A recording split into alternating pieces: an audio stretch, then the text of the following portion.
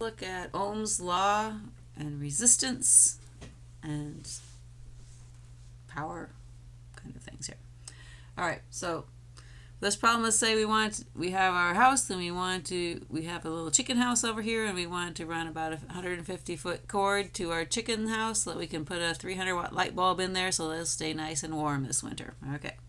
And so we're wondering if we need to use 12 gauge wire or 14 gauge wire, and we'll do some calculations to see which one is good enough, basically.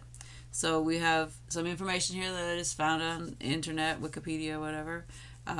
14 gauge wire has a diameter, we'll assume we've got copper wire. Diameter is 1.682 millimeters, whereas for 12 gauge, it's a little thicker. So the smaller the gauge number, the fatter the wire, right? And so it's kind of like how many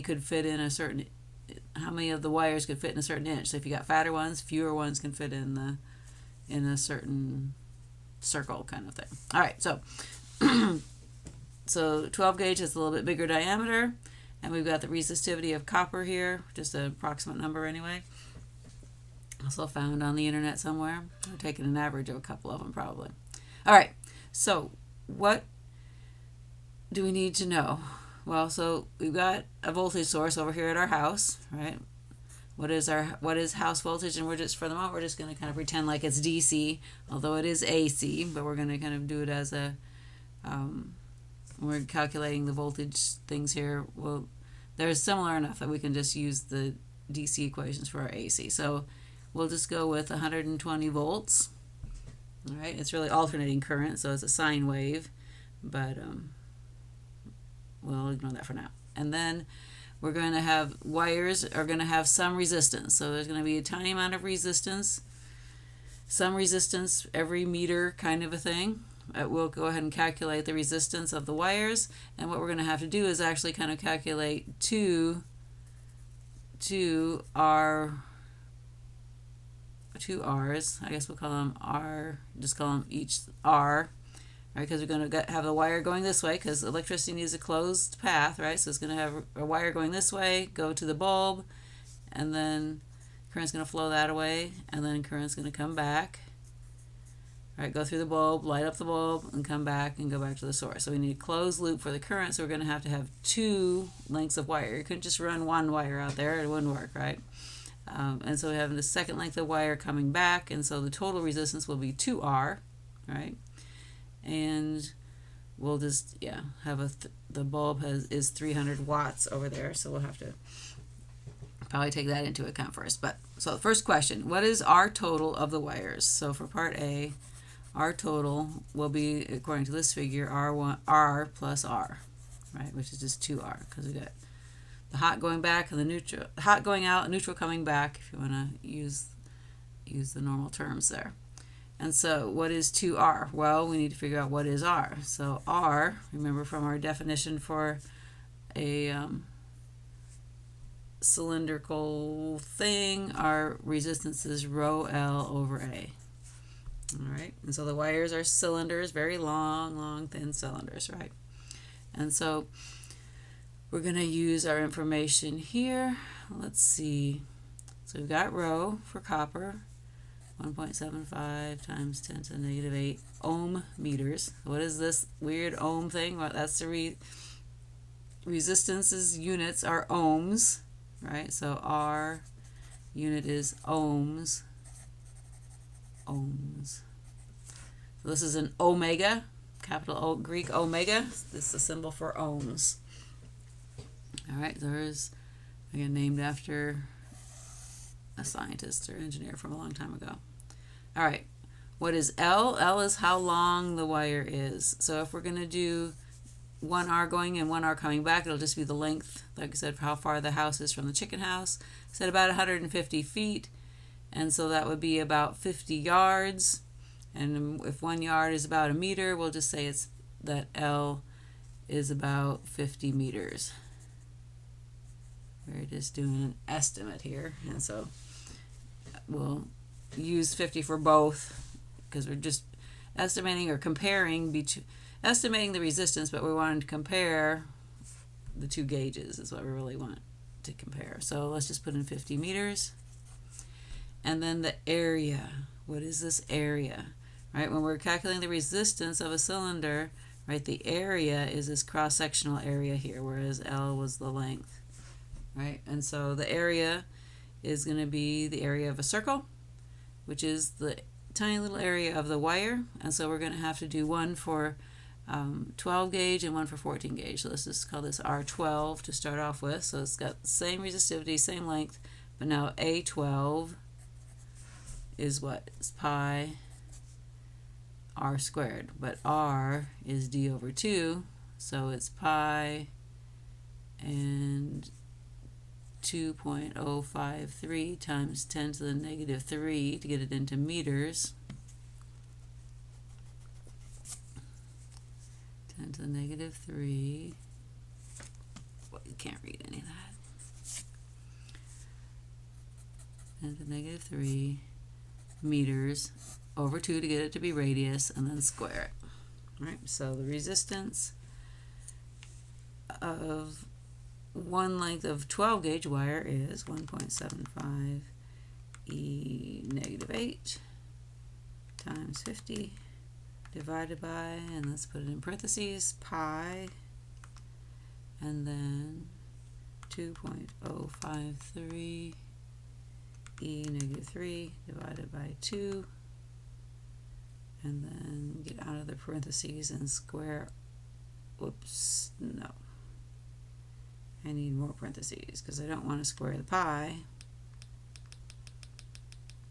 Let's put another parenthesis there. Then now we have this inner thing, and let's just square that part. But we're still dividing by pi. Let's just see if it interpreted it right. Yeah, so we got the rho L, and then A is pi D over 2 squared. All right, so I think I like it. So R for the 12 gauge is 0.264, I guess we'll go with 4 sig for a moment, ohms.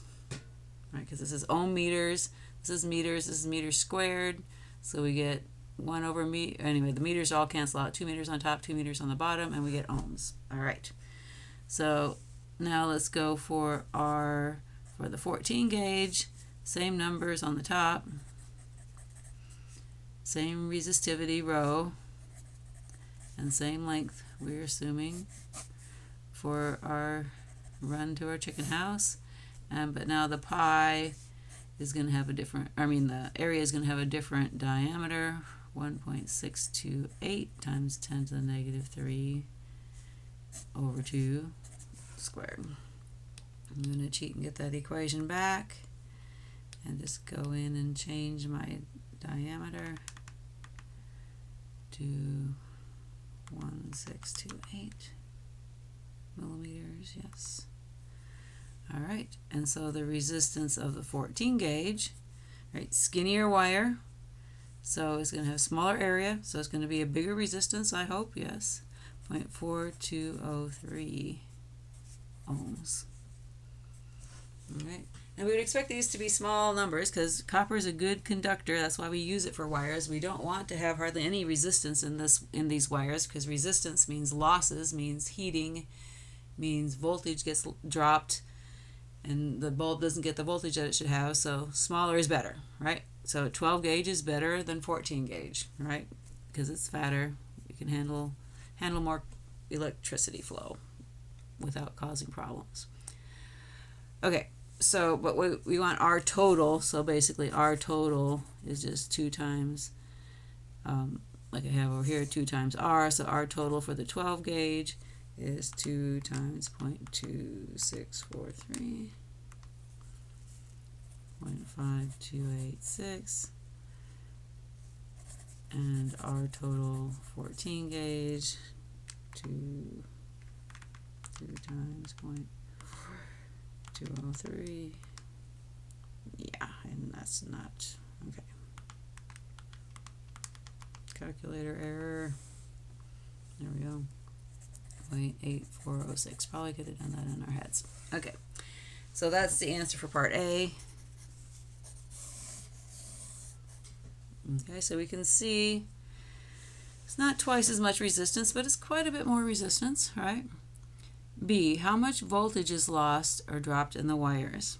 All right, so B, we want to know the voltage on the wires, right? We have Ohm's law to help us. Remember V equals IR. And so we can just take the total resistance. It'll be the, well, actually, no, let's just take one resistance because the voltage is going to be here. It's going to drop across, oh no, and then it's going to come back, and then the rest of it's going to drop across the other side. So yeah, we'll take the total resistance because there's going to be a drop on each wire is going to have a drop, and we can just add those drops together. And so we'll just do V drop equals IR total. Yeah, sounds good, but what's I, right? We got our total now, and so we could calculate it, but we need to know what is I. Okay, well, we have a clue. What is making any current flow at all? What is the load? What is taking current? It is our bulb, right? So we have, the bulb is 300 watts. What is a watt? Watt is a unit of power. So watts, unit is W, is power, right? A watt is a joule per second. Remember, power is a flow of energy. A watt is also 1 volt times 1 amp. Okay, and so in this case, we're going to use, I don't know if we've talked about this, we're going to use PIV, the power equation, P equals I times V. All right, and so, well, okay, which is, we're going to say that's 300 watts for the bulb, but now what is V? We don't really know what the voltage of the bulb is, but same kind of thing. We don't actually know the power either, because the power, if it's a 300 watt bulb, doesn't mean it always puts out 300 watts, right? If the voltage is low, it'll put out lower watts. If the voltage is high, it'll put out more watts. This is just what it's designed for. And it's designed to work in a house, right, in regular residential kind of voltages.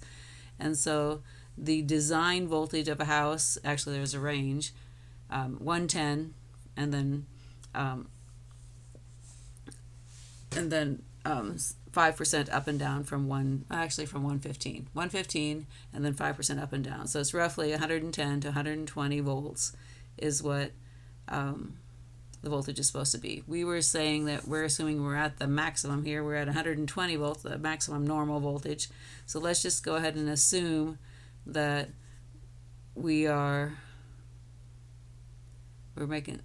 let's go ahead and assume that we are at 120 volts at its normal kind of rating. And so what kind of current would the bulb take under normal ratings is I is just going to be, is rearranging this, P over V, which is 300 watts over 120 volts. And so we get 300 divided by 120, 2.5 looks like, 2.5 amps. Okay, so let's just go with that as our current kind of measuring stick so that we can figure out the drops for the two different gauges here. All right, and so the bulb wants 2.5 amps, and so if we are giving it 2.5 amps, then the voltage drop through the line is 2.5 amps. V equals IR times R total. We'll need for a 14 gauge, I guess we'll do first, 0.8406. That was ohms, so we're going to get volts out of that. So V drop 14 is 2.5 times 0.8406. No, 2 times 0.8406. There we go. 1.68 volts. All right, so we're losing some voltage there. That's the voltage that gets dropped before it gets to the bulb, right? So the bulb isn't getting the full 120 volts. It's only getting 120 minus 1.68, right? Let's see if the 12 gauge should be better, right? So we got the same current, 2.5 amps, but now we've got only 0.5286 ohms for our total.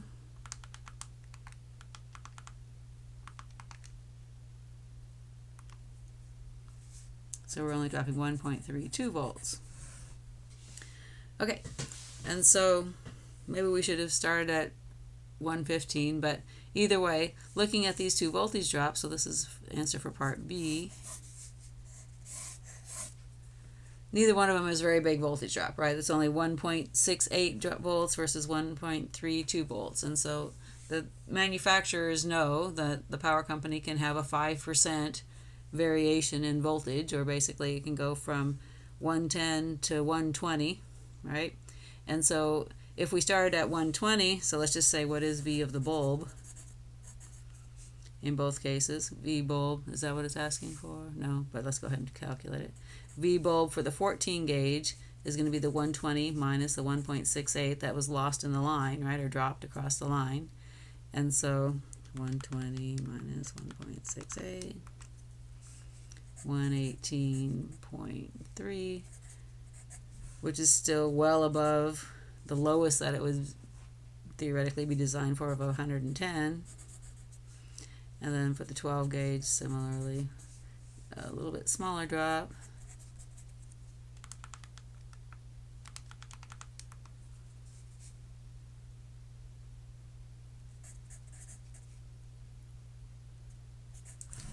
Alright, so to the bulb is not caring which, if it's 14 gauge or 12 gauge, right? It's 118.7. It wants somewhere in the range 110 to 120. It's happy, right? So we could go with the cheaper, the thinner wire. We could go with 14 gauge wire and be okay in terms of the bulb getting what it wants in terms of voltage. Okay? Part C, how much power is lost? So that's another concern. Are these wires going to get hot and burn something up, right? So how much power is lost in the lines? Well, we have PIV, P equals IV, right? But for resistors, which these wires, we're going to treat them basically as resistors, we know VER, right? So we've got V is IR. And so we can say that P is I squared R. Right? We could also do a similar thing and say P is V squared over R. Either way. But we'll go with I squared R for this one. And so for the 12 gauge, or let's do 14 first, I guess, since we've been doing it first. For the 14 gauge, we got I, well, both of them, we have I is 2.5 amps. We're going to square that and take it times R.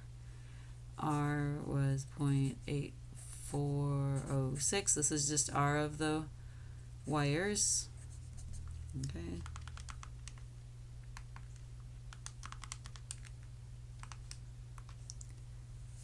5.25 watts. Not very much. And then P12, again, 2.5 amps squared times R for the 12 gauge, 0.5286 ohms.